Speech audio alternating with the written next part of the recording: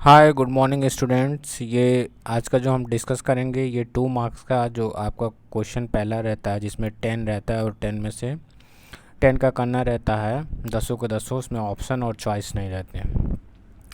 कुछ इंपॉर्टेंट हम सेलेक्ट करके लाए हुए हैं। हम उम्मीद करते हैं कि इसमें से आपके 5-6 क्वेश्चन मैच कर जाए जो कि आपके पेपर में आए। और ये जूलॉजी फर्स्ट सेमेस्टर के स्टूडेंट्स के लिए हैं पेपर।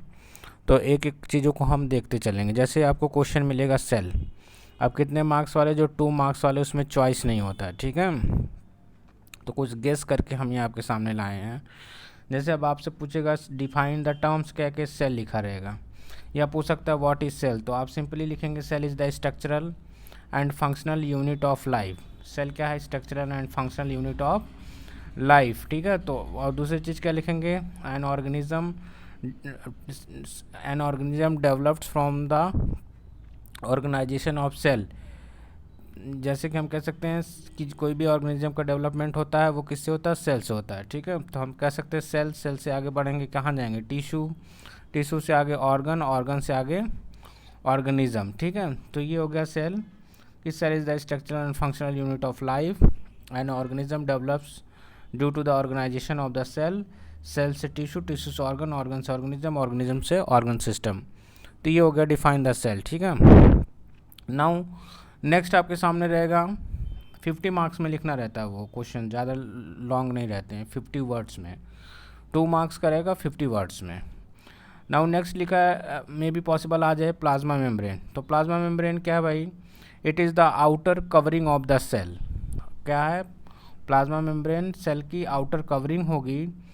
और दूसरी बात आप लिख देंगे it protects the cell from the infection as well as it provide the safe to the cell, ठीक है। प्लाज्मा मेम्ब्रेन सेल को सेफ प्रोवाइड करेगी। प्लाज्मा मेम्ब्रेन क्या करेगी? प्रोटेक्शन का काम करेगी, ठीक है। Outer covering of the cell, ठीक है। कौन होगा? Plasma membrane.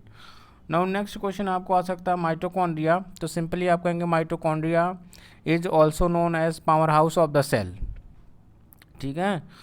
क्यों? क्योंकि माइटोकॉन्ड्रिया को फिर लिखेंगे, नेक्स्ट बात ये लिखेंगे it generate ATP, it generate ATP that is the energy of the cell, ठीक है। तो ये एनर्जी जनरेट करेगा। It also participate in the oxidative phosphorylation of the food, ठीक है। And next it is semi autonomous in nature. तो ये हो गया माइटोकॉन्ड्रिया के बारे में। सी बेंडा ने टर्म माइटोकॉन्ड्रिया का दिया था। तो बस 2-3 बातें जो मेन है वही इंक्लूड करेंगे, ठीक है। It generates energy in the form of ATP. तो ये माइटोकॉन्ड्रिया की बात हो गया। नाउ नेक्स्ट स्क्रीन पर आप देख पा रहे होंगे राइबोसोम पूछ दें। तो राइबोसोम का क्या काम है भाई? राइबोसोम का काम है प्रोटीन सिंथेसिस करना। तो ribosome participate in protein synthesis, ठीक है। किसमें हेल्प करेगा? प्रोटीन सिंथेसिस में। It is present in both prokaryotes as well as eukaryotes, ठीक है। दोनों में पाया जाएगा, प्रोकैरियोट्स एंड यूकैरियोट्स में। यूकैरियोट में कैसा होगा? 80s, प्रोकैरियोट्स में कैसा होगा? 70s, ठीक है। तो ये क्या करेगा? राइबोसोम प्रोटीन सिंथेसिस का फंक्शन करेगा। नेक्स्ट आप देख रहे हैं लाइजोसोम। लाइजोसोम को कभी कभी लिख देता है why it is called suicidal bag of the cell. Lysosome जो आप देख पा रहे हैं इसको suicidal bag of the cell भी बोलते हैं, क्योंकि ये लाइजोसोम जो है इसका एसिडिक नेचर होता है। कैसा नेचर होता है? एसिडिक नेचर होता है।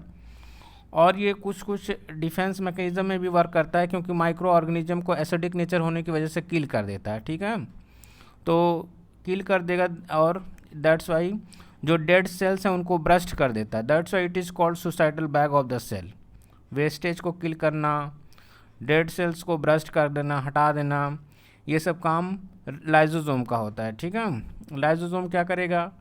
लाइजोसोम का एसिडिक नेचर होता है। Lysosome participates in digestion also, ठीक है। डाइजेशन में भी पार्टिसिपेट होता है, ठीक। तो ये बातें कुछ हैं लाइजोसोम्स का, जिसकी वजह से we also call that lysosome is the suicidal bag of the cell. तो ये बातें इंक्लूड करके इतनी इंपॉर्टेंट बातें लाइजोसोम के बारे में बताएंगे। न्यूक्लियस क्या है भाई? Nucleus is present inside the cell. Cell centre पर कौन प्रेजेंट होगा? न्यूक्लियस। न्यूक्लियस का काम क्या है? Nucleus control all the other cell organelles. बाकी के जो सेल ऑर्गेनेल्स हैं उनको कौन कंट्रोल करेगा? न्यूक्लियस, ठीक है। Nucleus is called master of the cell organelles, ठीक है, सबको कंट्रोल करेगा। Nucleus also participates in the transmission of genetic material, जो है जेनेटिक मटेरियल्स का ट्रांसमिशन में भी पार्टिसिपेट कौन करेगा? न्यूक्लियस।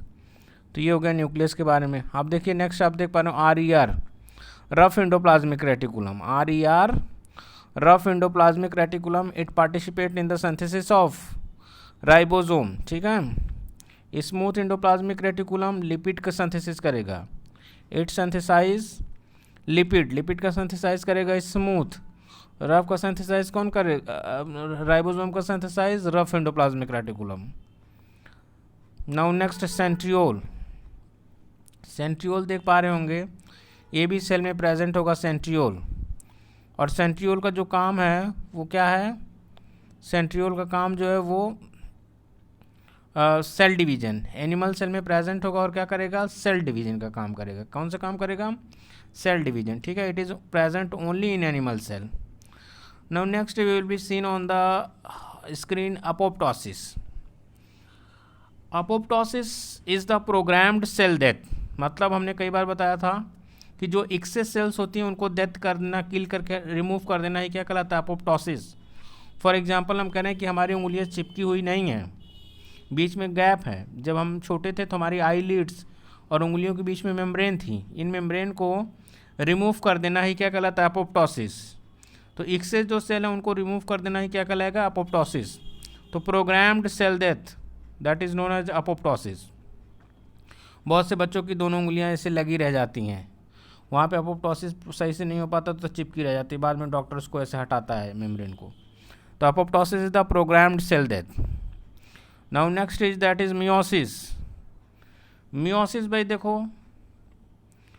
2n से n, मियोसिस को क्या लिखेंगे? 2n से n, that is haploid, that is diploid to haploid. Meiosis is also called reductional division, reduction हो रहा है 2n से 1 n की तरफ। Meiosis occurs only once in the germinal cell, जन्म देने वाली सेल में सिर्फ एक बार मियोसिस होगा। और meiosis occurs only in the germinal cell at the time of fertilisation, so that the number of chromosomes can be constant. Number of chromosomes constant हो तो एक बार मियोसिस होती है, कहाँ पे होगी? जर्मिनल सेल में। जर्मिनल सेल का मतलब गैमेटिक सेल में। जैसे ही फर्टिलाइजेशन हो जाएगा उसके बाद की जितने स्टेजेस होंगी वो माइटोसिस के थ्रू होंगी, 2n से 2n। तो नाउ आप देख पा रहे हो स्क्रीन पे माइटोसिस। माइटोसिस क्या है? इक्विटेशनल डिवीजन है, 2n से 2n, 2n से 2n। इक्विटेशनल डिवीजन है कौन? Mitosis. Mitosis occurs for the repairing of the body. अगर हमको चोट लग गई तो यहाँ पर सेल जो जनरेट होगी किससे होगी? माइटोसिस से होगी, ठीक है। 2n से 2n इक्विटेशनल डिवीजन। तो बॉडी के रिपेयरिंग में भी हेल्प करेगा कौन? Mitosis. After fertilisation the organism developed through the mitosis process, मतलब 2n से 2n बाकी का जो ऑर्गन डेवलप होगा वो फर्टिलाइजेशन से लेकर के, फर्टिलाइजेशन के बाद से लेकर के ऑर्गेनिज्म के फॉर्मेशन तक जो डेवलपमेंट होगा वो थ्रू द माइटोसिस होगा। नेक्स्ट आप देख पा रहे होंगे मेटाफेज। मेटाफेज क्या है भाई? It is the best phase for the study of chromosome. इसमें जो है क्रोमोजोम जो होगा वो सेंटर पर आ जाएगा, एट द इक्विटोरियल, क्या बोलेंगे? At the equatorial plate, centre पर आ जाएगा कौन? क्रोमोजोम जो होगा वो सेंटर पर आ जाएगा किसमें? मेटाफेज में। And it is the best phase for the study of chromosome. तो ये मेटाफेज है। Now next anaphase. Anaphase is the longest phase. Anaphase क्या है? लॉन्गेस्ट फेज है, in which the chromatids start condensation to form chromosome. Anaphase में क्या होगा? ये जो आपको धागे जैसा दिख रहा है क्रोमैटिन, ये कंडेंस होकर के क्रोमोजोम बनाने की कोशिश करेगा, मतलब कंडेंसेशन होगा, मतलब गाढ़ा। गाढ़े का मतलब कंडेंसेशन का मतलब मोटा थ्रेड जैसा बनना शुरू होगा। Anaphase it is the longest phase, ठीक है। एनाफेज में ही हमने बताया था leptotene, zygotene, pachytene, diplotene, diakinesis, ये भी प्रोसेस होता है, ठीक है। नाउ नेक्स्ट आपसे पूछ सकता है क्वेश्चन में DNA, deoxyribonucleic acid. DNA is the genetic materials which is mostly found in eukaryotes. जहाँ DNA होगा वहाँ RNA होगा, ये कन्फर्म है, बट जहाँ RNA हो वहाँ DNA हो जरूरी नहीं है. RNA is ribonucleic acid. It is present in lower organisms like virus, bacteria. So we can say that where DNA is absent, on that place RNA work as a genetic material. जहाँ पे DNA नहीं होगा वहाँ पे RNA कैसा work करेगा? As a genetic material. तो ये हो गया RNA. राइबोन्यूक्लिक एसिड लिखेंगे, डीऑक्सी राइबोन्यूक्लिक एसिड लिखेंगे. DNA is the genetic materials of higher organisms. Where DNA is present, there RNA must be present. RNA is ribonucleic acid. It is found in lower organisms, microbes, bacteria, viruses. Where RNA is present, it does not necessary that DNA also present. Where DNA is absent, their RNA work as a genetic materials. Now next page we will discuss about. Next page पर अगर हम पहुंचते हैं तो कुछ आपको 2 marks में पूछ सकता है. What is homozygous? होमो का मतलब सेम, जाइगस मतलब gamete. When the gametes are in same ways then we can say that it is homozygous. For example TT, यहाँ पे गैमेट्स क्या है? सेम सेम है. WW, small r. तो जहाँ गैमेट सेम सेम हो तो homozygous means gamete. Gamete same हो, that is called homozygous. Now next we can discuss about heterozygous. Hetero means different. Hetero means different. Zygous means zygote. जहाँ पे zygote difference हो, capital T small t. इसके बाद हम क्या कह सकते हैं? नेक्स्ट हम कह सकते हैं capital W small w, capital R small r. यहाँ पर हेट्रो है, ठीक है. zygotes when the two zygotes are different then it is called heterozygous. Now allele. What is allele? Alternative form of a gene is called allele. इस पे capital A और क्या हो सकता है? अल्टरनेटिव. दूसरे पर क्या हो सकता है? Small a. एक दूसरे का अल्टरनेटिव. इसी तरह से हम क्या कर सकते हैं? Capital T small t. These are all alternative form of a gene is known as allele. Factor. The term factor first used by the Mendel. Mendel says factor to the genes. Gene को Mendel ने क्या बोला था? सबसे पहले factor बोला था, ठीक है.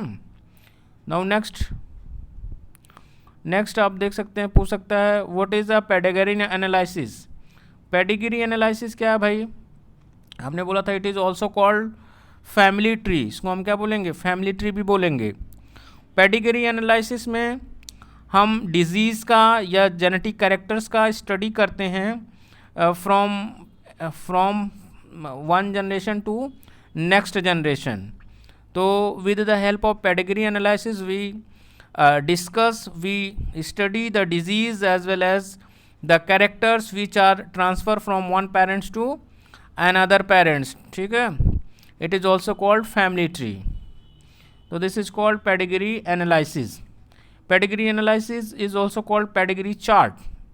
तो एक चार्ट के माध्यम से F1 से लेकर के एक पीढ़ी से दूसरी पीढ़ी, तीसरी पीढ़ी तक अध्ययन करना कि कैरेक्टर्स कैसे ट्रांसफ़र हो रहे हैं, उसको हम कहते हैं pedigree analysis. Now incomplete dominance. Incomplete dominance को हमने कई बार बोला था मिराबिलिस जलापा का एग्जांपल लेकर के. जीनोटाइप फिनोटाइप रेशियो सेम आएगा. इनकम्प्लीट डोमिनेंस जो था वो कार्ल कॉरेंस ने दिया था, इसका हमने डिटेल डिस्कस किया हुआ है, आप जाकर के देख सकते हैं, ठीक है. इसमें जब उन्होंने रेड और वाइट का क्रॉसिंग कराया था, तो कैसा आया था? पिंक आया था. कैसा आया था? पिंक. तो यहाँ पर ना तो रेड आया ना तो वाइट आया, दोनों इक्वली रिप्रेजेंट हुए, तो वो कैसा रिप्रेजेंट हुआ? पिंक आया. तो पूरी तरह से कोई भी कंप्लीट नहीं आया. That's why it is called incomplete law. इसका जीनोटाइप फिनोटाइप रेशियो F2 का 1:2:1 एंड F1 में ऑल पिंक आएंगे, ठीक है. इसका डिटेल डिस्कस हमने किया हुआ है, वीडियो में जाकर के आप देख सकते हैं यूट्यूब पर. नाउ नेक्स्ट पूछ सकता है define heredity. Define heredity. The characters which transfer from one parents to and other parents is called heredity. जो कैरेक्टर्स एक पीढ़ी से दूसरी पीढ़ी ट्रांसफ़र होकर जाते हैं उनको हम क्या कहते हैं? हेरिडिटी. इनहेरिटेंस क्या है? Inheritance is the process in which the characters are transferred from one generation to another generation. Inheritance और heredity दोनों लगभग सिमिलर टर्म्स हैं. हेरिडिटी में जो कैरेक्टर ट्रांसफर होकर जा रहे हैं उनको हेरिडिटी कहेंगे, और सिर्फ ट्रांसफर होना क्या कहलाता है? इनहेरिटेंस. तो we can say that both are related with each other. तो heredity is the transfer of characters from one parents to another parents या one generation to next generation. Inheritance is also the process of transfer of characters from one generation to next generation. Now next हमने detail बताया भी था test cross. Recessive का हम dominant के साथ cross कराते हैं तो जो हमको रिजल्ट मिलता है उसको हम बोलते हैं टेस्ट क्रॉस. मतलब कि एक पेरेंट्स रिसेसिव हो तो दूसरा कैसा हो? डोमिनेंट. ये डोमिनेंट और इसका किसके साथ? रिसेसिव के साथ. जो रिजल्ट आता है that is called test cross. एक टेस्ट क्रॉस में रिसेसिव लेंगे, नहीं तो रिजल्ट नहीं आएगा. मोनो हाइब्रिड क्रॉस, देखिए जब 2 नंबर में डिटेल एक्सप्लेनेशन नहीं करना. मोनो हाइब्रिड क्रॉस क्या होता है? when we cross between two individual by taking a single characters. अगर हम 2 इंडिविजुअल के बीच में क्रॉसिंग करा रहे हैं और किसी एक कैरेक्टर्स को लेकर के, सपोज दैट प्लांट्स की हाइट ले लिया, प्लांट्स की हाइट लेकर के क्रॉसिंग करा रहे हैं तो यहाँ पर एक कैरेक्टर्स है, that is called mono hybrid. Mono मतलब सिंगल, हाइब्रिड मतलब mixing. Maternal effect. Now we maternal effect क्यों आता है? ऐसा इफेक्ट जो the effects which it transfer from the mother is called maternal effect. जैसे साइटोप्लाज्मिक इनहेरिटेंस के हम नीचे दिया भी हुआ. Cytoplasmic inheritance is also called a maternal effect. Maternal effect comes due to the cytoplasmic inheritance. Cytoplasm में हमने बताया था कि जो सेल है सब कुछ न्यूक्लियस के थ्रू इनहेरिटेंस होता है, लेकिन कुछ चीज़ें हैं जो न्यूक्लियस के बाहर कौन होता है? माइटोकॉन्ड्रिया और क्लोरोप्लास्ट, इनके थ्रू भी ट्रांसमिशन होता है. चूँकि मदर का जो एग होता है उसमें साइटोप्लाज्म होता है और ये साइटोप्लाज्म में ही माइटोकॉन्ड्रिया प्रेजेंट होता है जो कि ट्रांसफ़र के लिए जिम्मेदार होता है. स्पर्म का इसमें रोल नहीं होता, फादर का या मेल का रोल नहीं होता है. तो cytoplasmic inheritance is the inheritance in which characters are transfer from mother to their progeny. ठीक है, mother to their progeny. Cytoplasmic inheritance is also called maternal effect या फिर मैटरनल ट्रांसफ़र भी उसी को हम कहेंगे. Mother to transfer from their progeny. Father इसके लिए रिस्पॉन्सिबल नहीं होगा. ठीक है, कुछ मेटाबॉलिक डिसऑर्डर्स हो जाते हैं इसकी वजह से, डिस्टर्बेंस होने की वजह से. तो मैटरनल इफेक्ट या साइटोप्लाज्म. क्यों? कौन है? दो है, एक माइटोकॉन्ड्रिया है, दूसरा कौन है? क्लोरोप्लास्ट. ये हमने डिस्कस किया था जिसमें कलर आ रहे थे. ठीक है, तो साइटोप्लाज्मिक इनहेरिटेंस. Now karyotype.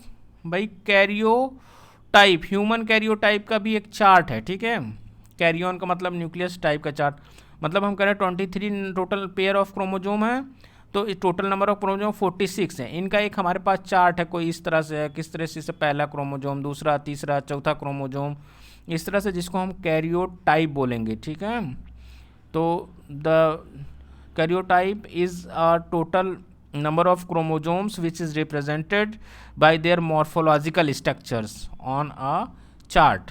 किसी चार्ट पर मॉर्फोलॉजी ऑफ क्रोमोजोम का रिप्रेजेंट करना 46 का, that is called karyotype. Now next dominant का हमने कई बार बताया कि dominant characters are those characters which express dominantly.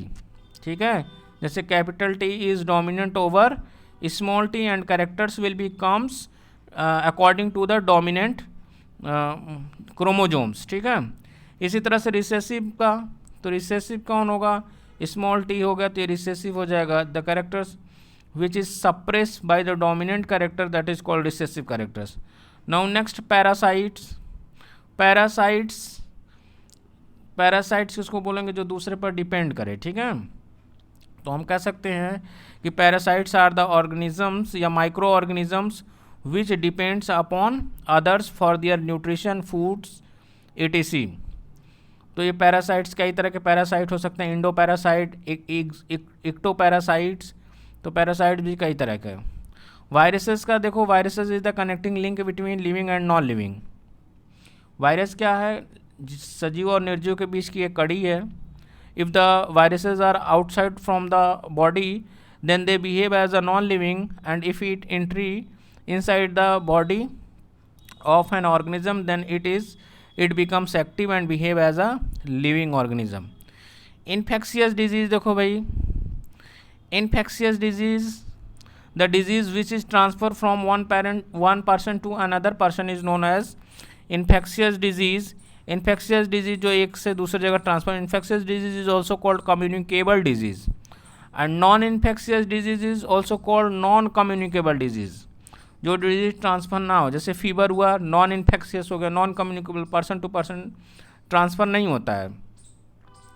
लेकिन अभी वहीं पर हम कह सकते कॉमन कोल्ड हो गया, टीबी हो गया, ये सब चीज़ें क्या करता, पर्सन टू पर्सन ट्रांसफ़र होता है। That's why it is called communicable disease और इन्फेक्शियस डिजीज़। तो ये कुछ आपके इम्पॉर्टेंट क्वेश्चंस हैं जो कि 2 मार्क्स में आ सकते हैं, तो हमने इसका डिस्कस कर दिया है, बाकी बच्चों तक भी पहुंचाएंगे और ख़ुद भी देखेंगे कि कैसे 2 मार्क्स वाले आते हैं। और सबसे ज़्यादा तकलीफ़ अगर कोई देता तो 2 मार्क्स वाले देते, अगर आ रहा तो लिख पाएंगे, नहीं आता तो नहीं लिख पाएंगे। हम उम्मीद करते हैं इसमें 6-7 आपका मैच कर जाए।